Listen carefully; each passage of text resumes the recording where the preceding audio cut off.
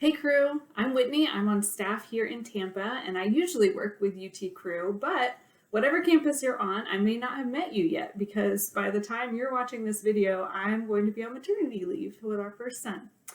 I'm excited to introduce today's Cru Connect passage, continuing this semester's theme of loving God and loving others.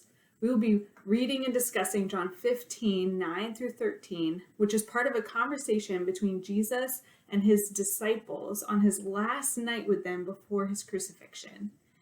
In John 15, Jesus uses an analogy of being a vine, telling his disciples to be a branch that abides or remains in him.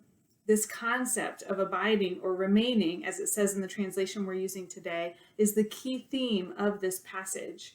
Jesus says it is through the act of abiding, of remaining connected to him, that we bear fruit.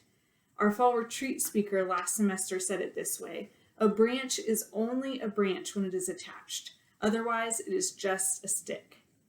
This concept of attachment, being fully dependent on Jesus, is honestly a hard one for my selfish, independent heart, which makes aspects of today's passage especially challenging for me.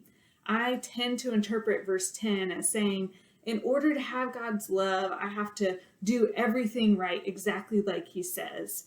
But this interpretation ignores the reality of what love is.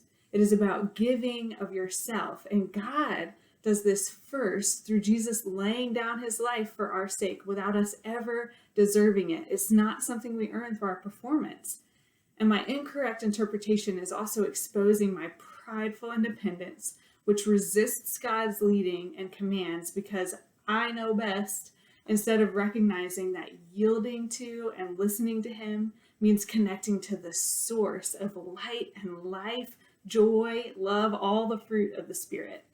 So as you dive in, consider what remaining or abiding looks like, how we live that out in relationships with God and others, and process why and how keeping God's commands connects to abiding in his love.